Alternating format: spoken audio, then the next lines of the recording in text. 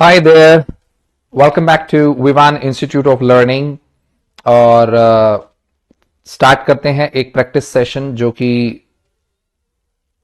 Target कर रहा है आपके अपकमिंग एग्जाम को। तो कलर लेवल पे सेट है ये पेपर और देखते हैं जी। कुछ इस तरह के क्वेश्चंस पढ़ेंगे। The difference between alleviate and mitigate, exacerbate and intensify, जो सिनोनिम्स तो हैं बट इनमें डिफरेंस क्या है। Let's crack them. और कुछ क्वेश्चंस एरर के करेंगे। ठीक है, चलो जी स्टार्ट कर लेते हैं। इससे पहले मैं आपको बता दूं, टेलीग्राम चैनल बनाया हुआ है इंग्लिश बाय विशाल सर। वहां पे आपको मैं इसका पीडीएफ प्रोवाइड कर दूंगा। Do not forget to like, comment, share and subscribe to Viman institute of learning. चलिए, तो ये रहा फर्स्ट क्वेश्चन। आप वीडियो पॉज करके एरर बता सकते हैं कि क्या एरर है। तो देखिए, इसमें आपको ग्रामेटिकल एरर बताना है कि कौन सा सेंटेंस जो है वो ग्रामेटिकली सही नहीं लिखा है। तो देख लेते हैं। The cat laid on the sunny windows sill. तो ये तो ठीक लग रहा है मुझे। She has drunk 3 cups of coffee today, ये भी ठीक लग रहा है। They are going to the park for a picnic, ये भी ठीक लग रहा है। Neither the teacher nor the students are happy, ये भी ठीक लग रहा है। His dog lays behind him when he reads, ये गलत हो गया जी। आपको ये वर्ब मैं पढ़ाता रहता हूं कि लाई, ले और लेन होता है, जिसका मतलब होता है to be in a flat position. To be in a flat position, लेटे हुए होना। तो जो डॉग लेट रहा है, अगर वो पास्ट में लेट रहा है तो ले होना चाहिए, लेस तो हो ही नहीं सकता, है ना। तो यहां पर अगर प्रेजेंट है तो लाइज लगाओ, या तो ले में से एस हटा दो या लाइज कर दो। क्योंकि ले जो है जब वो वर्ब की फर्स्ट फॉर्म बनता है तो उसकी सेकंड और थर्ड फॉर्म जो है वो लेड हो जाती है। तो ये हो जाता है जी ले, लेड, लेड। तो इसका मतलब होता है आप किसी चीज को कहीं पर रख रहे हैं, सामान को कहीं पर रख रहे हैं। और एक होता है आपका लाई, लाइड और लाइड, झूठ बोलना। तो इस तरीके से ये वर्ड यूज होते हैं जी। तो लेटने के लिए यहां पे आना चाहिए। ये मेरे को फर्स्ट सेंटेंस में भी गड़बड़ लग रही है। कैट के लिए लेड कैसे लगा दिया है यहां पर, ये भी गड़बड़ है जी। यहां पर भी लेड नहीं आना चाहिए, ले आना चाहिए। तो ये टाइपिंग मिस्टेक हो गई है शायद। ठीक है, क्योंकि लेड माने तो सामान रखना होता है। जैसे हम बोलते हैं she laid the books on the table, उसने बुक्स टेबल पर रखी। ठीक है, तो इस तरह की वर्ब्स आपको पेपर में परेशान कर सकती हैं, इनको करते रहा करो। ठीक है। और एक चीज मुझे याद आ रही है, मुझे बताओ, we are going dash the cinema, कौन सी प्रिपोजिशन लगेगी? जल्दी से गैस करेंगे। We are going dash cinema में कौन सी प्रिपोजिशन लगेगी? तो आपने जो भी आंसर सोचा है उसको सोच लीजिए और ध्यान रखिए यहां पर टू आएगा। और सिनेमा के साथ साथ ये भी ध्यान रखो, अगर मूवी भी लिखा हो तो भी टू लगाना है। एक्चुअली मूवी को लेके ज्यादा कंफ्यूजन होती है लोगों को ना, तो ध्यान रखो वहां पे मूवी का मीनिंग जो है वो थिएटर से हो जाता है। ठीक है भाई, मूवी के लिए कैसे जा सकते हो आप? अब हिंदी में तो ऐसे ही बोलते हैं भाई मूवी के लिए जा रहे हैं, लेकिन मूवी मूवी कुछ वो थोड़ा एक्टिविटी थोड़ा करोगे वहां जाकर। पिकनिक में तो एक्टिविटी करते हैं, that's why we use for. There is a purpose to go to the park, the purpose is the we are arranging the picnic. तो सिनेमा और मूवी दोनों के साथ आपको टू लगाना है, ये ध्यान रखना। ठीक है, चलिए आगे चलते हैं। बाकी ड्रंक वर्ड पर भी मैं आपको थोड़ा सा बता दूं। एक तो ड्रिंक की सेकंड फॉर्म होती है ड्रैंक, और थर्ड फॉर्म होती है ड्रंक। ठीक है, लेकिन एक ड्रंकन भी वर्ड होता है। ड्रंकन भी इंग्लिश में एक वर्ड होता है। तो ड्रंकन क्या है? ड्रंकन एडजेक्टिव का काम करता है। और ये इसकी वर्ब्स होती हैं। तो हम बोलते हैं ना अ ड्रंकन ड्राइवर, ठीक है। तो अ ड्रंकन ड्राइवर का क्या मतलब है कि ऐसा ड्राइवर जिसने ड्रिंक किया हुआ है। लेकिन जब प्रेडिकेटिव एडजेक्टिव बनाते हैं तो ड्रंक ही बोलते हैं। जैसे हम बोलते हैं ही इज ड्रंक, है ना। एडजेक्टिव दो तरीके से यूज होते हैं इंग्लिश में, एट्रीब्यूटिवली और प्रेडिकेटिवली। तो ये प्रेडिकेटिव एडजेक्टिव है जो बाद में आता है। तो बाद में ड्रंक को ही एडजेक्टिव बनाना होता है, लेकिन नाउन से पहले अगर आप लगाएंगे तो आपको ड्रंकन बोलना पड़ेगा। ठीक है जी। चलिए, और कुछ निकल के आ रहा है क्या? नाइदर नॉर का रूल रिकॉल कर सकते हैं यहां पर कि नाइदर नॉर से जब भी आप दो नाउन्स को कनेक्ट करते हो तो वर्ब हमेशा बाद वाले नाउन के अकॉर्डिंग ही आएगी, ध्यान रखना।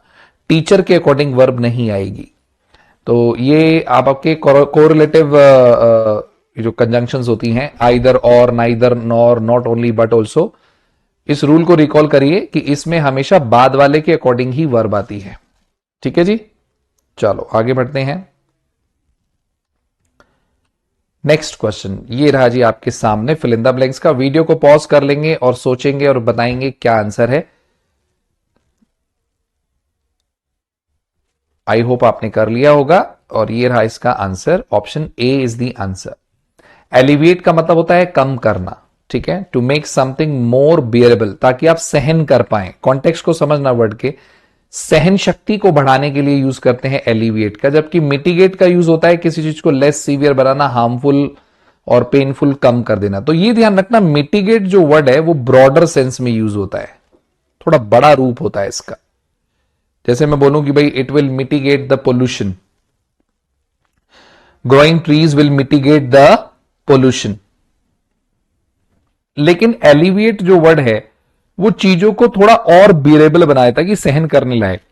तो यहां पर जो डिप्लोमैट्स न्यूआंस वर्ड मैं आपको कई बार कराता रहता हूं, इसका मीनिंग सटल होता है जी। इतना सटल कि डिफरेंशिएट करना मुश्किल हो जाए। तो उनका बड़ा सटल अप्रोच रहा, जिसने हेल्प किया कि टेंशन थी उन दोनों के बीच, उसको क्या किया उन्होंने, बियरेबल बना दिया कि दोनों एटलीस्ट थोड़ा ठीक बिहेव करें। तो यहां पर जो कॉन्टेक्स्ट है सेंटेंस का वो मिटिगेट की तरफ इशारा नहीं कर रहा। इट्स नॉट वेरी ब्रॉड, ठीक है। जैसे सिम्टम्स ऑफ हेडेक एलिविएट हो जाते हैं। आपने देखा होगा एलिविएट वर्ड का यूज अक्सर जो है पेन वगैरह के लिए भी यूज होता है। एक्सरबेट तो इसका अपोजिट है। एक्सरबेट का मतलब तो इंटेंसिफाई करना होता है। इंटेंसिफाई इसका सिनोनिम हो जाएगा। लेकिन आपको ध्यान होगा एक्सरबेट वर्ड तो मैं बार बार आपको एडिटोरियल में कराता रहता हूं।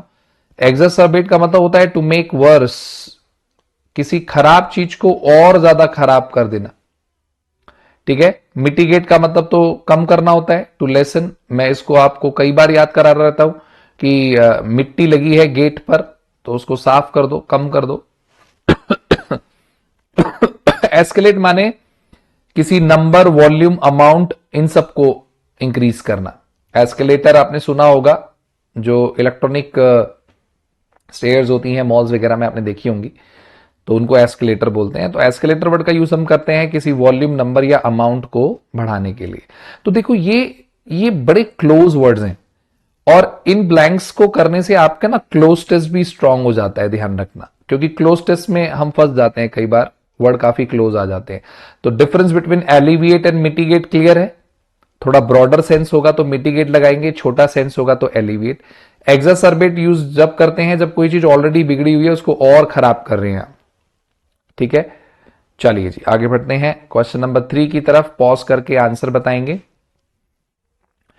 और ये रहा जी इसका answer, option D is the answer. इरिडेशन का मतलब होता है जो नॉलेजेबल हो, ठीक है। यहां पर मैं वर्ड के मीनिंग्स भी आपको दिखा देता हूं। इरिडेशन का मतलब होता है quality of having showing great knowledge.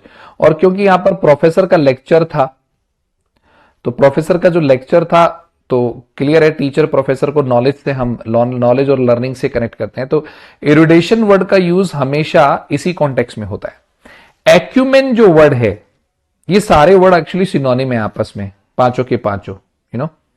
तो एक्यूमेन वर्ड का यूज कब करना है, जब आप जजमेंट अच्छा करते हैं, आप डिसीजन ले लेते हैं अच्छे से, तो योर एक्यूमेन।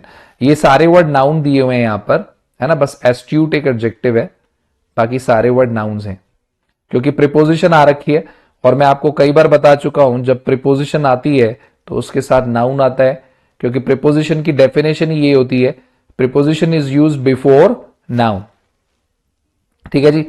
पर्सपिकैसिटी, ये भी पर्सपिकेशियस इसका एडजेक्टिव होता है। पर्सपिकैसिटी का मतलब होता है that you have the very good ability to grasp thing, ये ग्रास्पिंग पावर को बताता है आपकी।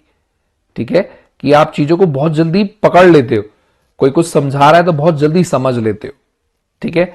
सगासिटी का भी एडजेक्टिव सगाशियस, मैं कई बार बताता हूं, हरा साग जो खाते हैं वो वाइज हो जाते हैं। ये लोग वो होते हैं जो लॉन्ग रन में बहुत अच्छा डिसीजन लेते हैं, फार साइटेड, ये इसका कॉन्टेक्स्ट है दिया। जो दूरदृष्टि वाले लोग होते हैं, इनके अंदर बहुत अच्छी एबिलिटी होती है डिसीजन लेने की।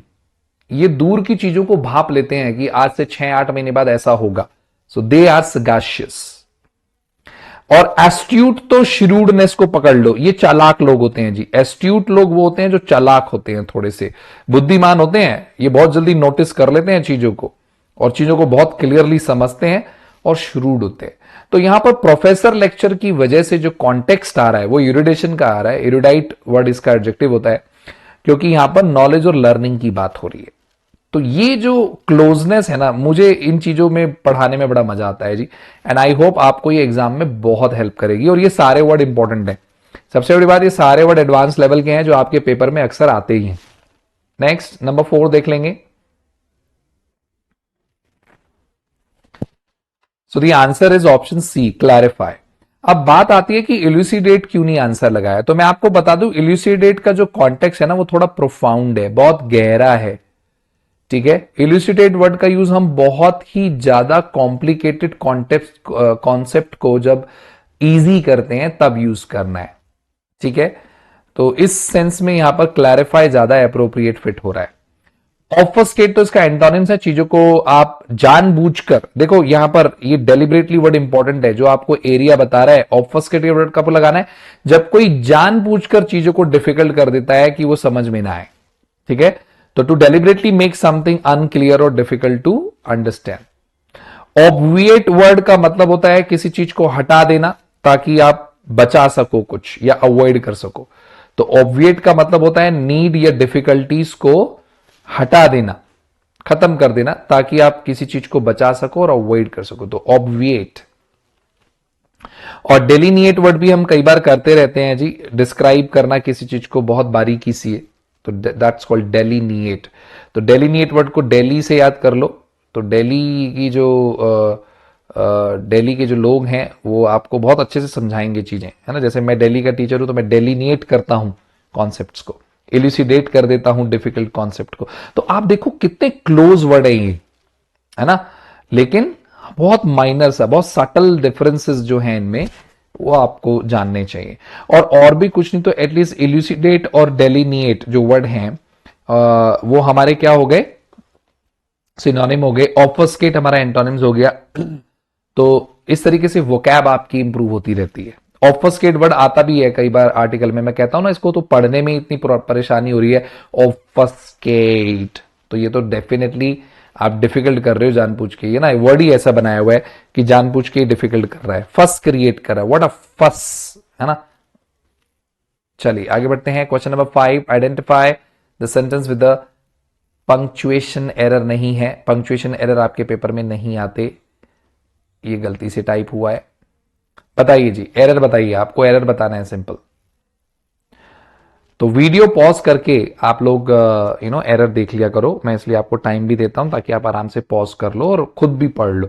ऐसा नहीं है बस वीडियो देख लिया, ठीक है ना। So the answer is option B, I am not sure where did she go. Indirect speech है। जब हम डायरेक्ट से इनडायरेक्ट स्पीच बनाते हैं तो वो सेंटेंस इंटेरोगेटिव नहीं हो सकता, ध्यान रखिए। सब्जेक्ट पहले आएगा, वर्ब बाद में आएगी, तो बोलेंगे वेयर शी वेंट। ठीक है। The concert was fantastic, everyone enjoyed it, बिल्कुल ठीक है। एंजॉय वर्ड पर आपका ध्यान देना चाहूंगा। मुझे बताओ, अगर मैं बोलता हूं कि आई एंजॉयड अ लॉट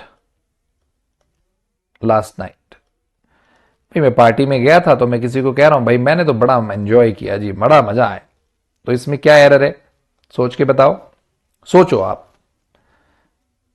तो देखो एंजॉय वर्ड की खासियत यह है कि ये एक ट्रांजिटिव वर्ब है, तो इसके साथ ना ऑब्जेक्ट जरूर आएगा, और अगर आप ऑब्जेक्ट नहीं लिख रहे हैं तो इसके साथ आपको फिर रिफ्लेक्सिव प्रोनाउन का यूज करना होता है। It is very important.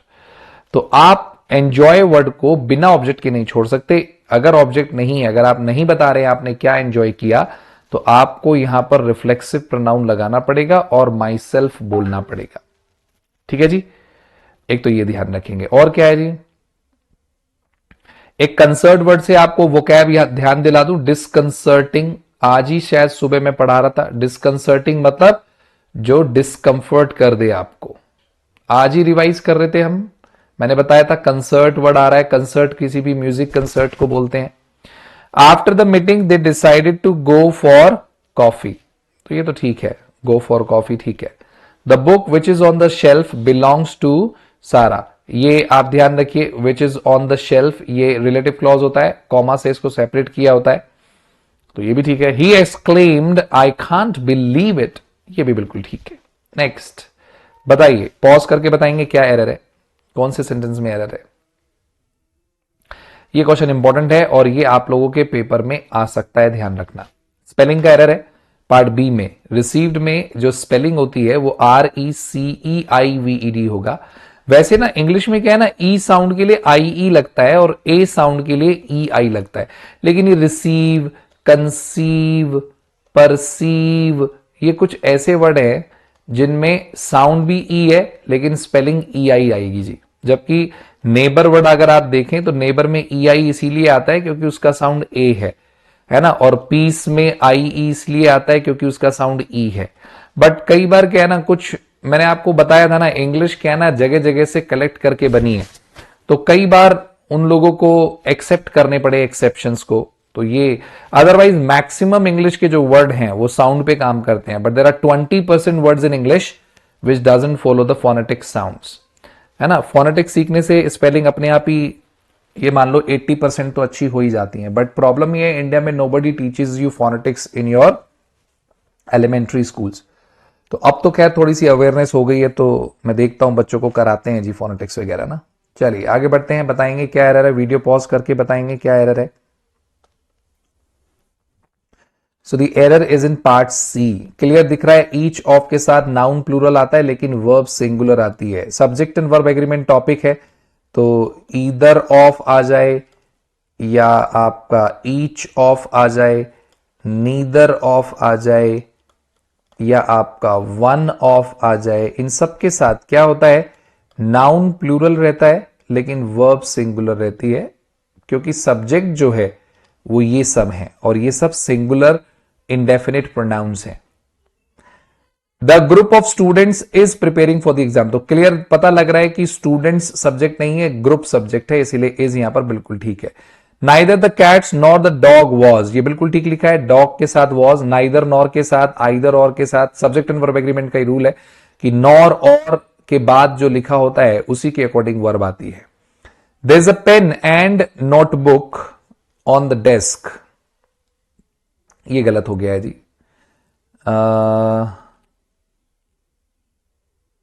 अगर यहां पर, हाँ वैसे दोनों तरफ आर्टिकल नहीं लगा है तो ठीक भी मानते हैं। एक्चुअली देयर के साथ क्या होता है, जब वर्ब लगाते हैं तो यहां पर जो नाउन होता है ना, वो अगर सिंगुलर है तो सिंगुलर और प्लूरल है तो प्लूरल, तो अ पेन की प्रोक्सिमिटी की वजह से आप इसको इज लगाइए, ठीक है। वैसे अगर दो आर्टिकल्स हैं तो वर्ब प्लूरल भी हो सकती है, लेकिन आर्टिकल ए की वजह से यहां पे सिंगुलर हो जाएगा। न्यूज एक अनकाउंटेबल नाउन है, ध्यान रखना भाई, एस लगने के बाद भी ये एक सिंगुलर नाउन है, अनकाउंटेबल है, इसीलिए वॉज बिल्कुल ठीक लिखा हुआ है, ठीक है। चलिए आगे बढ़ते हैं, क्वेश्चन नंबर 8। ओहो ये तो पॉपट हो गया भाई, बी में है, तो क्या आप मुझे बता पाएंगे कि इसमें क्या एरर है। बहुत ही सिंपल सा एरर है और ऐसे क्वेश्चन अलग लेवल में आते हैं जी। लास्ट समर लिखा है तो आर नहीं होगा, वर होगा। We will have finish her, she will have finish her assignment by tomorrow, by tomorrow, by the time, ये कहीं पे भी आएगा तो मैं कई बार बता चुका हूं आपको कि फ्यूचर परफेक्ट टेंस आता है, क्योंकि हम टाइम की रेंज दे रहे हैं कि कल तक तो ये काम हो चुका होगा, तो फ्यूचर परफेक्ट टेंस बिल्कुल सही लिखा हुआ है। They have been living in this neighbourhood since 2010, बिल्कुल ठीक लिखा है, परफेक्ट कॉन्टिन्यूअस टेंस भी आ रहा है। I am meeting my friend for lunch later, present continuous tense का यूज फ्यूचर के प्लान्ड एक्शंस के लिए हो सकता है, टेंसेस में पढ़ाया है। The movie was over before I arrived, ये भी बिल्कुल ठीक है, मूवी ओवर हो चुकी थी। अब एक्शन तो है नहीं जो कि हम हैड लगाएं, तो ओवर तो यहां पर एडजेक्टिव का काम कर रहा है, इसीलिए वॉज ही आएगा, ठीक है। क्योंकि हम पढ़ते हैं ना, the patient had died before the doctor reach, तो हैड मत करिए आना, क्योंकि ये नॉन एक्शन है, वो एक्शन होता है, इसलिए हैड प्लस V3 आता है, ठीक है। चलो, so time to bid adieu, thank you very much, I am your English mentor signing off. Comment में बताइएगा वीडियो कैसा लगा, और किसी क्वेश्चन में कोई भी कंफ्यूजन हो तो आप कमेंट में मुझे पूछ सकते हैं, I will reply you. Thank you very much, take care.